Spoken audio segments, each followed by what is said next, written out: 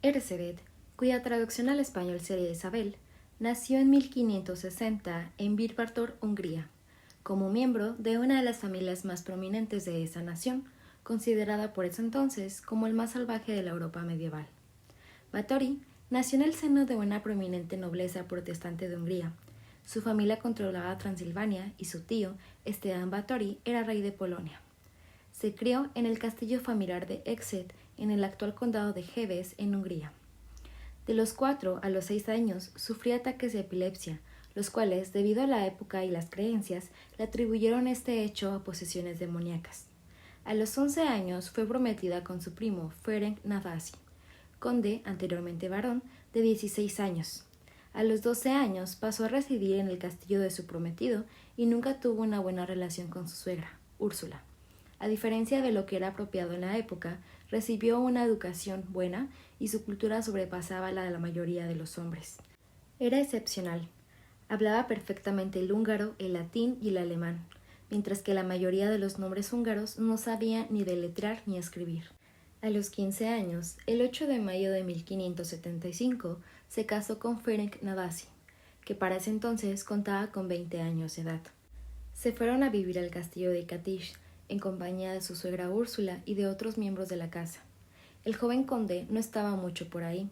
La mayor parte del tiempo estaba combatiendo en alguna de las muchas guerras de la zona, lo que le mereció el apodo del Caballero Negro de Hungría. Existe un registro epistolar en el que Ferenc y Erzsébet intercambiaban información sobre las maneras más apropiadas de castigar a sus sirvientes, lo cual era normal entre los nobles de Europa del este de la época. Entre otras cosas, Erzsébet le contaba cómo castigaba a las criadas del castillo, propinándoles mazazos y pinchándole los dedos con agujas debajo de las uñas. Este comportamiento llevó a los investigadores, entre ellos Penrose, a determinar a que la condesa le atraían sexualmente las mujeres y utilizaba esas prácticas para humillar a aquellas que pensaran en negarse sus requerimientos. Ferenc y Elizabeth apenas se veían debido a las actividades guerreras del primero, así que no fue hasta 1585, 10 años después de su matrimonio, que la condesa tuvo a su primera hija, Ana, y en los 9 años siguientes dio luz también a Úrsula y a Catalina. Finalmente, en 1598, alumbró a su único hijo varón, Pablo. El 4 de enero de 1604, el Caballero Negro de Hungría, como se conocía a Ferenc por su fiereza a la hora de combatir, murió de una súbita enfermedad tras una de sus batallas, y dejó viuda a Erzsébet, que contaba con 44 años. Es aquí cuando comienzan, según sus acusadores, sus crímenes. Para empezar, despidió a su muy odiada suegra del castillo, junto con el resto de la parentela Nadasdy. Las sirvientas a las que ésta había protegido hasta ese momento fueron llevadas a los sótanos y recibieron ahí castigos que según Elizabeth merecían. Esto dejó a Erzsébet en una situación peculiar. Era una señora feudal de un importante condado de Transilvania, metida en todas las intrigas políticas de aquellos tiempos convulsos, pero sin ejército con que proteger su poderío. Por la misma época, su primo, Gáspar I Báthory, se convirtió en príncipe de Transilvania, con el apoyo económico de la riquísima Erzsébet. Gábor se metió pronto en una guerra contra los alemanes por complejas razones políticas. Esto lo ponía en un peligro de ser acusado de traición por el rey Matías II de Hungría. Viuda como era, se vio más vulnerable y aislada que nunca. La leyenda cuenta que Erzsébet vio a su paso por un pueblo a una anciana decrépita y se burló de ella. La anciana, ante esta burla, la maldijo diciéndole que la noble también envejecería y se vería como ella algún día. Su miedo empezó en 1604, poco después de la muerte de su marido. Una de sus sirvientas adolescentes le dio involuntariamente un tirón de los pelos mientras la estaba peinando, lo que conllevó un fuerte bofetón de la condesa que hizo sangrar por la nariz a la doncella, la cual hasta este punto había sido afortunada, ya que lo normal entre la nobleza eslava de la época habría sido sacarla al patio para recibir 100 bastonazos por aquel descuido. Pero cuando la sangre salpicó la piel de Erzsébet, a ésta le pareció que allá donde había caído desaparecían las arrugas y su piel recuperaba la lozanía juvenil. La condesa, fascinada, pensó que había encontrado la solución a la vejez y que siempre podría conservarse bella y joven de esta manera. Tras consultar a sus brujas y alquimistas y con la ayuda del mayordomo Torco y la corpulenta Dorita, desnudaron a la muchacha, la degollaron y llenaron en un barreño con sangre. Isabel se metió en la sangre, o al menos se embadurnó con ella todo el cuerpo para recuperar la juventud. Entre 1604 y 1610, los agentes de Isabel se dedicaban a proveerla de jóvenes entre 9 y 16 años para sus rituales sangrientos. En un intento de mantener las apariencias, habría convencido al pastor protestante local para que sus víctimas tuviesen entierros cristianos respetables.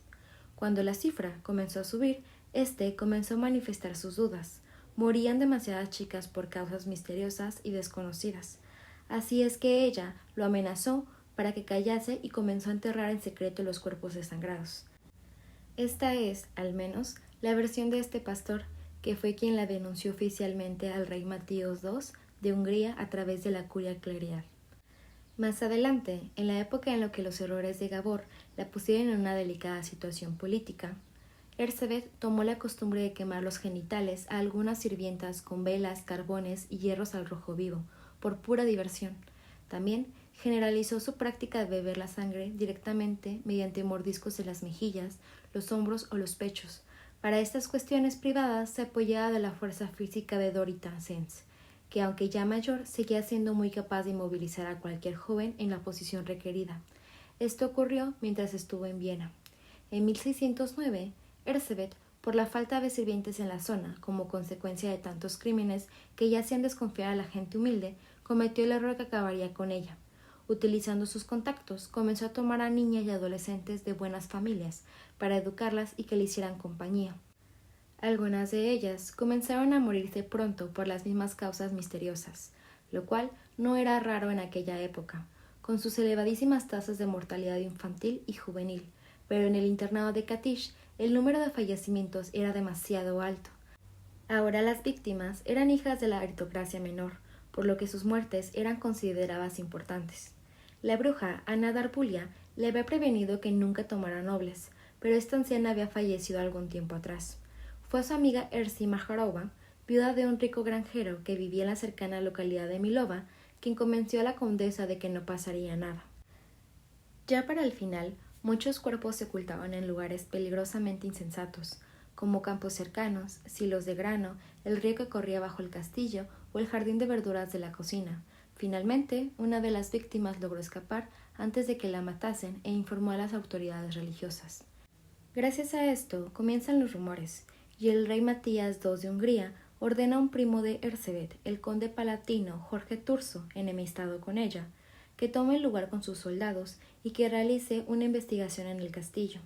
Dado que la señora de Báthory carecía de fuerza militar propia, no hubo resistencia. Lo primero que vieron fue a una sirvienta en el cepo del patio, en estado agónico debido a una paliza que le había fracturado todos los huesos de la cadera. Esta práctica era común y corriente en esa época, por lo que no les llamó la atención. Pero al acceder al interior se encontraron a una chica desangrada en el salón, y a otra que aún estaba viva, aunque le habían dejado agujereado el cuerpo. En la mazmorra encontraron a una docena que todavía respiraban, algunas de las cuales habían sido perforadas y cortadas en varias ocasiones a lo largo de las últimas semanas. Debajo del castillo exhumaron cuerpos de más de 50 muchachas, y el diario de Erzsébet contaba día por día sus víctimas, con todo lujo de detalles, hasta sumar un total de 612 jóvenes torturadas y asesinadas a lo largo de 6 años. Por todas partes había toneladas de ceniza y serrín, usados para secar la sangre que se vertía tan pródigamente en aquel lugar. Debido a esto, todo el castillo estaba cubierto de manchas oscuras y despedía un tenue olor a putrefacción. Se decía que mientras su esposo estaba fuera, ella mantenía relaciones sexuales con sirvientes de ambos sexos, y se rumoreaba que cuando tenía acceso carnal con chicas, no era raro que las mordiese salvajemente. En 1612 se inició un juicio en Vitze. Erzsébet se negó a declararse inocente o culpable, y no compareció, acogiéndose a sus derechos nobiliarios. Quienes sí lo hicieron por la fuerza fueron sus colaboradores. Fixo, su mayordomo, testificó que en su presencia se había asesinado como un mínimo a 37 mujeres solteras de entre 11 y 26 años. A 6 de ellas las había reclutado él personalmente para trabajar en el castillo. La acusación se concentró en los asesinatos de jóvenes nobles, pues la de las sirvientas carecían de importancia. En la sentencia todos fueron declarados culpables, algunos de brujería, otros de asesinato y los demás de cooperación. Todos los seguidores de Erzsébet, excepto las brujas, fueron decapitados y sus cadáveres quemados. Este fue el destino de su colaborador Fixo.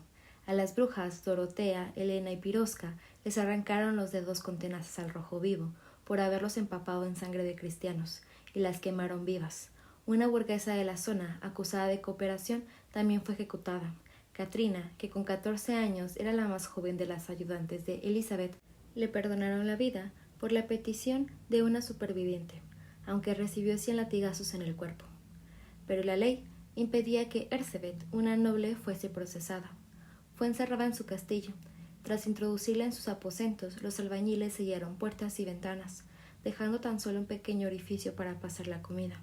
Finalmente, el rey Matías II de Hungría pidió su cabeza por las jóvenes aristócratas que supuestamente habían muerto en sus manos, pero el primo de ésta le convenció para que retrasara el cumplimiento de la sentencia de por vida. Así que la condenaron a cadena perpetua en confinamiento solitario. Esta pena implicaba también la confiscación de todas sus propiedades, lo que Matías venía ambicionando desde tiempo atrás. El 31 de julio de 1614, Erzsébet, de 54 años, dictó testamento y últimas voluntades a 2 sacerdotes de la catedral. Ordenó que lo que quedaba de las posesiones familiares fuese dividido entre sus hijos. El 21 de agosto de 1614, uno de los carceleros la vio caída en el suelo, boca abajo. La condesa Erzsébet Báthory estaba muerta después de haber pasado 4 largos años encerrada, sin ni siquiera ver la luz del sol. Pretendieron enterrarla en la iglesia de Katish, pero los habitantes locales decidieron que era una aberración, que la señora infame fuera enterrada en el pueblo, y además en tierra sagrada. Finalmente, y como era uno de los últimos descendientes de la línea Exes de la familia Báthory, la llevaron a enterrar en una cripta de la familia Báthory en el pueblo de Exet, en el noreste de Hungría. La localización de su cuerpo hoy es desconocida. Todos sus documentos fueron sellados durante más de un siglo y se prohibió hablar de ella en todo el país. 2 años después, las hijas y el hijo de Elizabeth fueron finalmente acusados de traición por el apoyo de su madre a la guerra contra los alemanes. Anna Báthory, una prima de la condesa, llegó a sufrir tortura por este motivo en 1618. Finalmente, la mayor parte de la familia Báthory-Nadasdy huyó a Polonia. Los archivos nacionales de Hungría, que fueron rescatados de la destrucción masiva de la Segunda Guerra Mundial y del régimen comunista posterior, conservan abundante documentación sobre ella, particularmente cartas personales y actas del juicio. Sin embargo, sus míticos diarios, al igual que su retrato original, se hallan en paradero desconocido. Por mi parte sería todo. Te agradezco por terminar de ver este video. Te agradecería mucho si le das like y compartes este video para que llegue a más personas. Sígueme en mis redes sociales que te estarán apareciendo en pantalla. Nos vemos pronto. Te mando un fuerte abrazo. Bye.